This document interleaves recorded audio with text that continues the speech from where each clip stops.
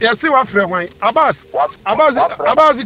Abazitie o 30 me no me pese me bon hire me the voice ni nya se no he obi a yo politician up and coming politician na se na nsape wa ko wu America keke o ka jeze me o ba kire me okurum a obi a me timi Ghana nyina president kontokwa Abass o as a communication ka kire bi a wo ye no same jamfini kura o bataro no ko so ti for se ma o threat me obi a wo betimi ayusu one word time politics wo ya wo nya kitikiti o Kenya si ai cowboy back kitty papa record for medicine so ko wo ko politics ka wonye wo di bi matter when I do ask them the pan o threat me last stop was no very good wo dey for asam no fa ko BBC dey wo ya ne dey so won be wo dey asafo je da de ko Burkina Faso akoye ne duro ana on nam na wura jo mama camp na wo sa asafo je me dey nyam yo Abass wo ma wura fie na wura na afa baby wura na wo Abass afena wo be from case friend so be from chew na me ka na be pia me obi a yawo Kenya si yawo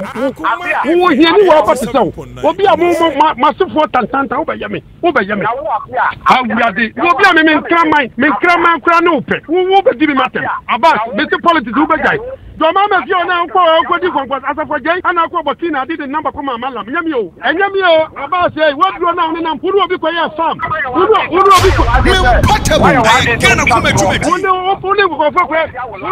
uru obi ko ya farm ko ya duro ho malam me de nyam yo wo papa cowboy no kura no o ti Kenya si ni malam ko aro o ti bi fana sam ma me so na wo ya wo nwambuom wo empraba te se wo ba ko unsa no ma me wo Akoma 87.9 FM Appiah Stadium. Good morning. Good morning, Kofi. Nampom to say. Nyame na so. Adom. Ede na esi. BBC asenka o bo so mate so voice so. BBC asenka o to me frɛ kra me bransa na menya. O ta frɛ da bia Appiah. Na me se me frɛ la ni busy me bransa na menya so aba bisa Akoma nye platform ketwa. Nti bisa masaneja o baby adena. No, but so manya audios bear 3 one Julius and others one Nurudeen and others. Exactly. Yes, say you are painting or attempt to damage Abass Nurudeen. And then I also.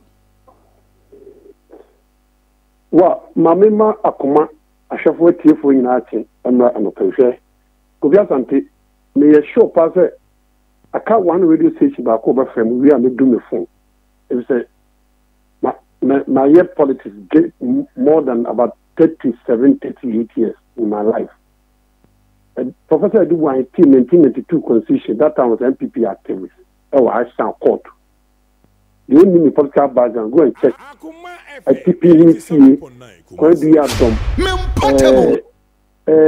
But what I sound court, what they won't conclude say MPP, the 1992 constitution, time MPP, yeah, but I change the constitution. Namely, MPP activists were sound in my politics, 1992 30 years. It the me build the idea say, I'm not ready to explain anything. It said, penny for you know, we share in common to me for about cassette. Now we in Padu, Q, platform to make us. Kofi Asante, ABB, me Asafo J, any Abass, Nurudeen,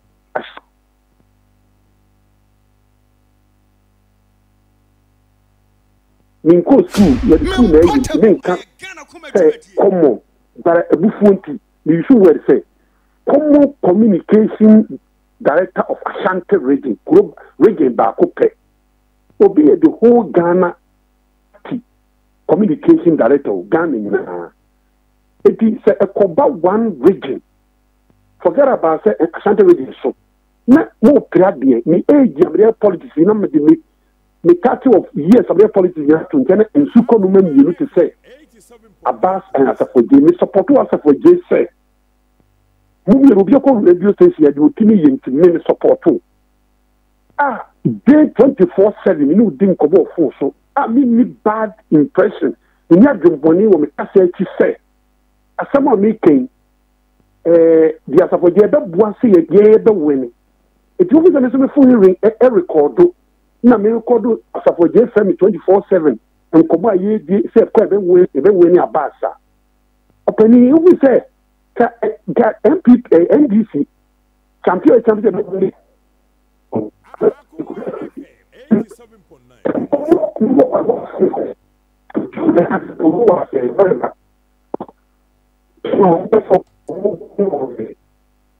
tape na ne fasa boy ne friend ne ka sɛ incoming MC one asafo je wa na ka sɛ friend sɛ Jesus agaho abɛfrɛ me na Kofi Asante wo so won frɛ me no minim sɛ so won me bedi nkɔmɔ no o kasa na sɛ wo pe point bi di abodi bibi no sɛ wo kasa bɛbɛ mti na mi hu bi nti a wo yɛ sa so wo frɛ me no me receive no kama ama me ne di nkɔmɔ agenda yɛ kɔ bɛfa sɛ bɛwɔ ni Abass na Abass no sɛ bi nko wakoto mu na ɔkɔbɔ korɔno wakɔkum ni pensia nkɔmɔ a yɛdi ne fo so yɛ nsia nya meeting yɛ kasa fo so D&D ai bɛwɔ ni Abass na Abass di na ni si mi so tɔhɛ ntɔkwa na me ne kunya na no yi bashi ma na na wi o papa jo mama bai ye ko yes o Kofi Asante se ye di pemu pa ba di edu zongo aswanse nkofo gi fans bo bi edi ne to Abass the MC o na ko ye twemeja won fi me na djuma ye so who know so me part abo so minie enti na bia maba ye ya sidi wo bo bi edi wan fi me asa ko ye foforo wan fi me last one wa uni Alhaji Sani edi ne hene ewo obuakwa Kofi de yawo Abass the MC Kofi Asante wa babo di na misiwo tibituwa na me say one party executive akwa Asante is a Prince House and I don't know the name because what come what change ka say to so Appiah na Abass of me the body din kura ka me kwasia it be Rashid go was Abass and ko say me wudi jari wo ye no di bi pie na asafo je so be fa ho 1 minute bi it wo ko ye no pie ya na be asafo je say afọ san ya di 87.9 Kumasi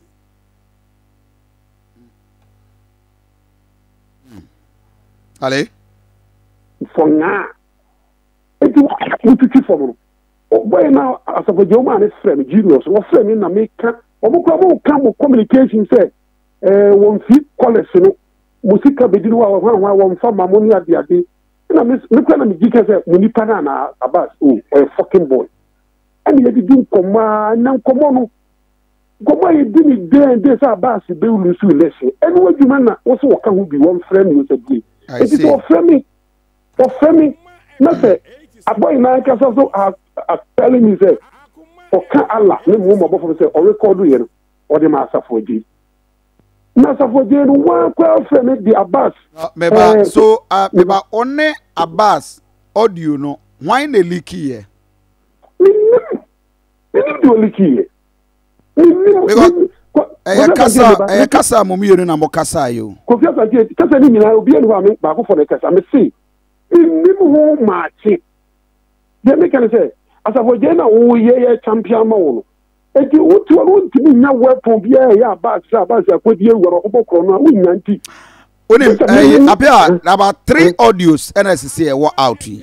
One woni Julius Agahoa and it was in connection with say mo complaining about Abass hone several and when Abass mienu so and talk on phone and I'm told another video audio was all recorded to Sami Jemfi. So why na leaky when Abass mienu talk apart from Sami Jemfi dey na mia na me audio mia if you say Sami Jemfi dey ma Sami Jemfi dey ba me say asafo dey champion or the fellow denier I want 1 cup of tea. On one Sami Jemfi for Abass yem. Or the nako US the or the nako on Fino. It me catch as Sami Jemfi the me recording a me and me catch say asafo dey Sami Jemfi yes or ba ko you deputy in the boss. Eti enu kwa ni adia me na go to me na kan obi na the car we tie dia woni Nurudeen ya na ase umom edina tem ya is it the case say Nurudeen na nkasa betimi ascend that audio e dia babonten me see Nurudeen no say onu na for the ma Sami asafo dey see me one confirm as me, but later on, who by this will deny say, we need to say, but I'm say, what fremeno? Oh, fremeno, me phone, and ya recording. That day, me a summer. Would you offer no 20? What's up with Jane? What's family? So the whole canon of pen is in that audio, Anamo de say Abass can somehow do a calculated attempt between one as of a genome to discredit Abass. Yeah, as of a Jane campaign, you had called us about winning Juma. And you are not part of meeting. If you won't become an journalist, you are question is time, sir. Juma is especially to Abass. And I'm going to Abass the map to Tankuma, me who are the Amedia, no. See, my brother was near maybe I'll be losing all the school Abass, or the fake Yoko University, and in India sending me, say I'm for the man called for. Now, what will be framing, not tape. I want to get it anyway. Well, the Nurudeen, regional communication officer for the NDC. Abass, maybe I will call you. Me press some clarity because I'm confused myself.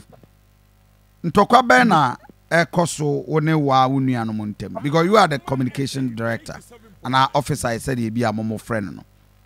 Then ekoso we are told you Abass when Appiah Stadium airco the audio also recorded at Gahoga supposedly Appiah Stadium and so about. Then ekoso. Your call has been put on hold. Please wait. Okay. Right. Mr. Fosebi Afenu will join the area. Hello. Yeah.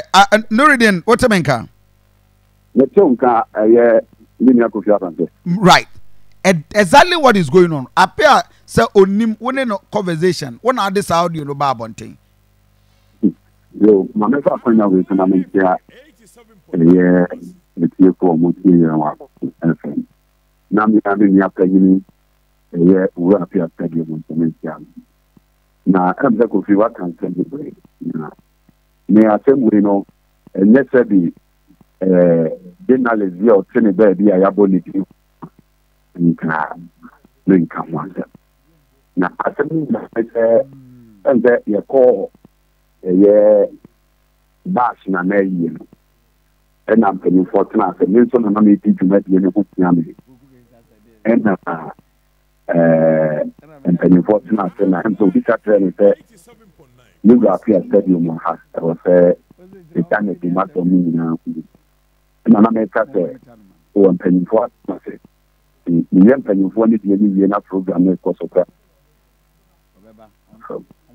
ben se no menteme ho ase kakra ebe mo na wo se Appiah Stadium mi ana me bra penyin no me ni na ne free crew ba ko so na nka wo se asem no se bi ni ne kananka e chawo ha adem se ntia anya juma ama intinu asho kakra ye dey na amafo hu se ne problem kakra ba ne owura Appiah Stadium ntemu na no so ye se di omoni owura Appiah Stadium e beto kese na omo akonti ame eno mpo de nkan hardly because if you are on the political front line, some of these things are expected. Many the idea to be an ultimate penny and no kasa and it's said you be a moment and now will be answering and my first become for my journalist. Yeah. I have decided said our conversation was an opinion. I'm not mentioning it because it's not relevant. And I don't want to give it a premium. One said, I think we are Ubusan Kofia Sante. Why you need your Jumano Ache? One says, Assem is Naya record will be a. If your voice noir, who would your all record, and I will tell who the air record on. Yeah, you get a point. If you are based on your experience, the media person. Me Abass no anami me we chire no na me record one answer. You get the point. Okay. Yeah, no. The recorder is the one with the most dominant voice. Yeah. And then they said your song said Yanado. At the end of Benny Nama, who said, your can do, Minamima, no pine, and how far me name you have any Appiah said you on them, and Uncle Fubi, your imagine say, or more the best wine a day, Etiami. You will Appiah said you know and said that you send to do no okay, and on Yadia, SC, and not there, and Yadia, Maya, and I say, but the weekend, the war here, who will be contoka, who will be and Tokana would be a one. The Obe Noir, that be a bed brain as they say, no crescent, you know, how they hope.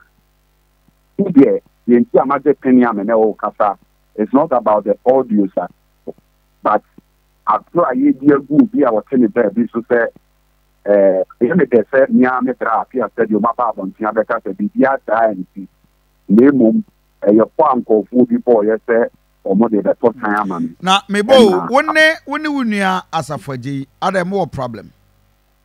Oh, maybe any problem. Maybe be any problem. You know,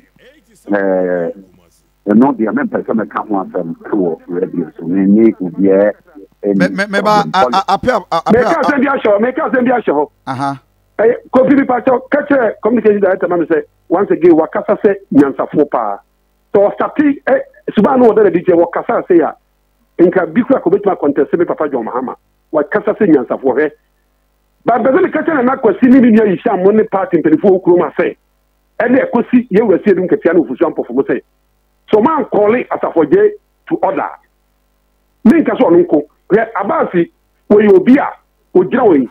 Me nya ma be se me ye campaign man ba odi gidan sanye ni a Abass electricity be sin ne Abass me kaza me ni nkomo about political issue a na me branya me bisa ho se enka bra me kutia no na me se wo ko de me twi for me nyina no ko no beti me nya one or two words for me kaza ma me ne telephone so a me nkomo abadie aka se say me record so man call us for get to order me ka bibia se wan hwe ya me can Joma Mengua obedira beche udi nano.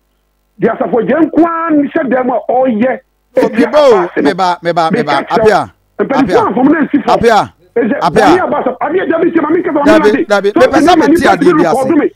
No, meba nkomoni nyina na wo bo asafoje in all the discussions meba Julius Agawa there woni Nurudeen there emu bia ni wa asafoje wum. So where was asafoje in this picture? And fan I say me want to say my family is the communication director.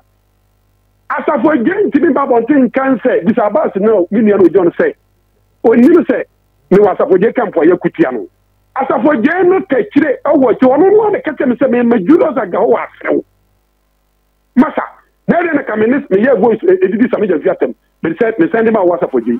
Human idea to send it Abass University. Our career will be Ghana Agricultural University. Or for my people say, I did to talk platform say, and supposed to say, or the Flake University.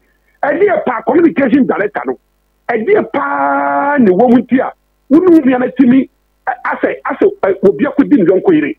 Appiah with him as a man for so semi bab on 10 person who done cocoa baby now say as of because we tell audio in na no yes now was asa for J because debut me see asa for J no why kasa no ma oni kasa me be cross for J dem ko nya for mu say me be jan ko ha na Ghana nye SAP and Appiah would the lines dropped. I think sir a few issues because me person me nyan ntiase and te hen fan na asafo je be no Abass o frɛ me I said yes wa free sha o si yes wa frɛ wan Abass tie o 30 me no me person me bon high na me the voice ni nyase no he obi a yo politician apenka me politician na se na nsape wa ko hu America keka o ka je me o ba kire ni okuro obi a me timi Ghana nyina president kontokwa Abass o as a communication ka crazy a wo ye no same jansi ni kura o pata no ko o so ti for some man o threat me obi a wo betimi ayusu one word the primary politics be from Appiah wo ye wo nya kitikiti o Kenya say I cowboy back kiti papa record kwa me since wo ko politics kwa wonye wo di bi matter o tete me very good wo di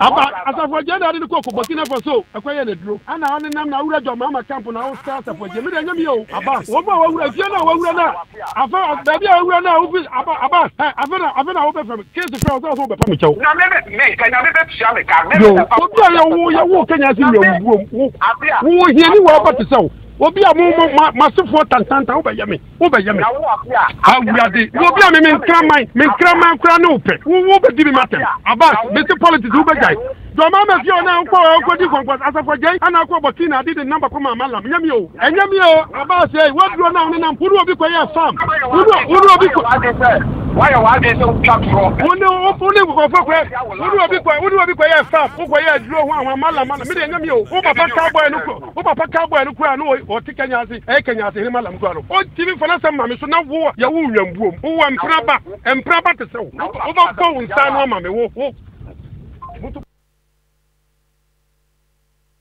Right, for Ahaya Akoma 87.9 FM. Exactly what is going on. Why are we doing this? Why are we discussing? We are the dominant opposition political party, the NDC. Allegations upon allegations, accusations upon accusations are very, very important. And it just at the end of the day, a deputy na ekoso. But JB. Kofi.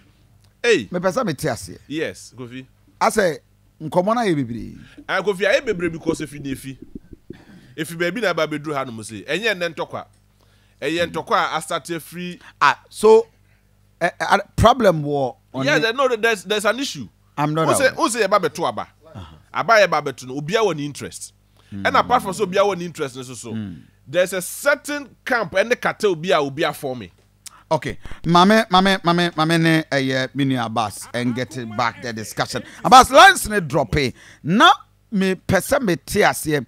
Now we say woni wunia J and pinche bi ani ho, but you are the leader. When now we are head of communication. So then asane ma we nyina age nsemu abedu di adui. No, minya Kofi Asante and no na make us say sa asem ne de opusame am maybe ntimi bia no because me de me nim say me ni obi a sani me kan me nua Appiah stadium na ye ko program no say me nanadi na me so nya abotre na ment nyam tu sa na mo no de kofa penche ba mu na ne wo no ai ka sen kofo bi awuram ne ye me de enye journalist yabo ni tini wo mu a asem wo nkame nya dai me nkasa ewo ho nti me de ese bi metiwe makoma mu fita me ni obi any problem dia me ni obi a free in this political game nti me de me nya clarity ewo ha at what point in time na wone unia Appiah stadium edi san komo na ese atemdidie ni abufo ewo mu eye after say ye call program na man introduce no. Oh, okay. And say akasa wo me ne ntem. Enti me ba ye no e na o start friend. I think say ono e friend me. E na ne akasa e course wo program na se no na ye say to aso. Enti no that is where Mecca said that audio no is the genesis of all the problems. Oh, okay. Until they suppose that audio on there agaho adiano, we the can by answer na on there agaho adiano so bad. Yes. Audio we no munya ya omuhu se me ne Appiah stadium. Boni dia by entemu a eno nti omo try say omo be fidi on that Enti many Kofi Asante on say empanyumfo say afisem ye kan wo fie. Sene keche makra kontokwa maybe there me new be any problem the masem nyina ye dey amenyame eya me de se wa hunu se nsemo aye kafa ensentro ni bi hu no em se enya de a eya homeka no I me the premium better so I've decided not to comment on that and we here and I don't want to give it any dignity say and no wasam and no idea may issue release the Abba that they clear a honor. Intimacy release no matter for what the amount. Now what kind of war feed the any so. Said ya beya Sebi Ubia Mube sign no Gabe I didn't Juma Senior say. Okay. Nurudeen, Mamina was it. Mamina was it. Very, very quick. I think the lines no a Jamaica crowd. My young get back a Appiah Stadium. Very quick one. Now you understand it. Hello. Appiah, nanka me free, but lines no a breaky crowd. Mamen kasa. Kofi Abass nkoya o mani naso. Okay. Kofi me so-called platform no me nima 20 me interested. Na omo support as for Jenny Bina omo comment bi ni bi omo abuse words omo use there's omo tia say Kofi Asante o ye fair make say we dey finish o in da more 17 tia will be here because we catch omo di as for Jenny say so ko to say Kevin Taylor edwuma wo obuase kwem Captain Smart edwuma wo ha Appiah say edwuma wo ha ibi bata ho a kuma se fo ni kuma se tena I do good, ma being answer for getting cafe Appiah Stadium. Or no, Juma Ben way. Maybe we're watching this with Kuma. People don't know. It may catch you, maybe did but I want to talk about one basis of Juma catch you. Committee fear the lad bay 10 million a month, electricity bill.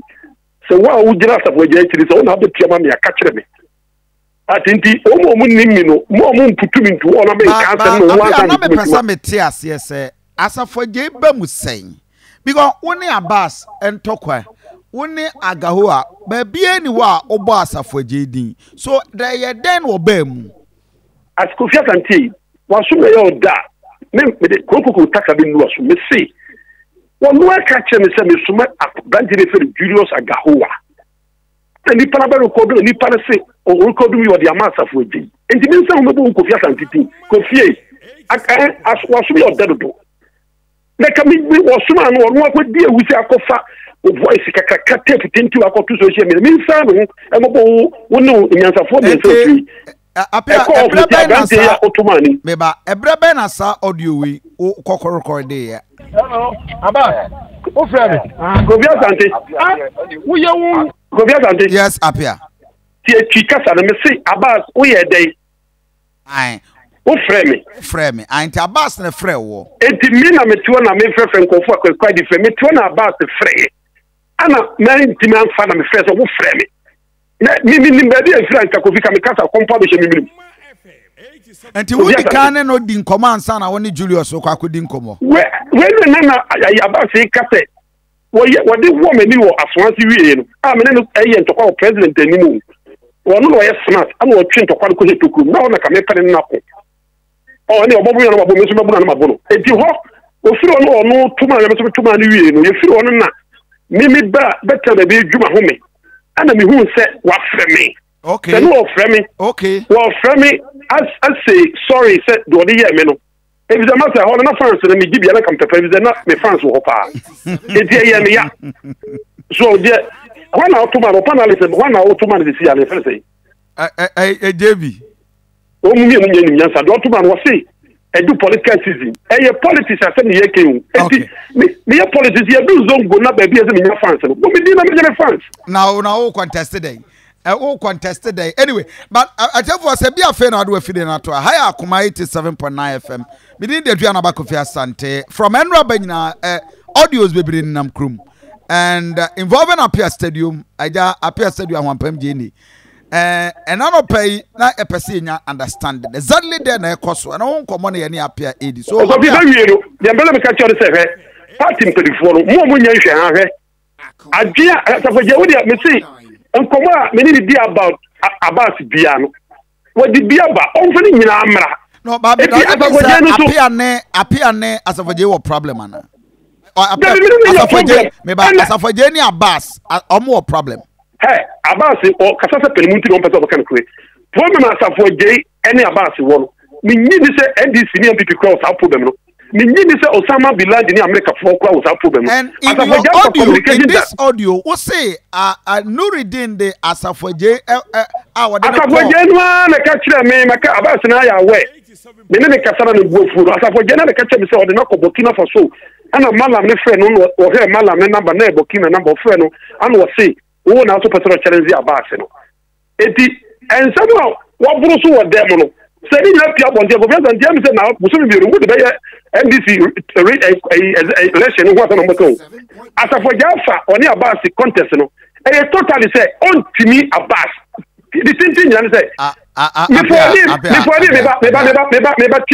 listen to me before me pia me ne number 24/7 for a party ma me kwa me gi won tinyi se ma me support asafo je na Abass ba we na me say offer some free before dem na asafo je na on fan send social media ma me say asafo je too proud and I'm going to say when you do get ka me kuma asafo je no but asafo je ni awon minister person winning Abass no and yeah a crown so for winning Abass no all grounds are party for the pen it is when I be me winning Abass it is the way no Africa na Abass in your girls Abass me support na politically no me nyame be people na Abass nyame yon kono me eja me wono na we 50 plus na me ko me yakwala it is the person me catch say win Abass no grounds we ko obu ke NDC ko program da bia Abass nya bank mu sokura o hobi asafo jempedo se NDC ay program hu no eti Abass na win delegates na gene eti nya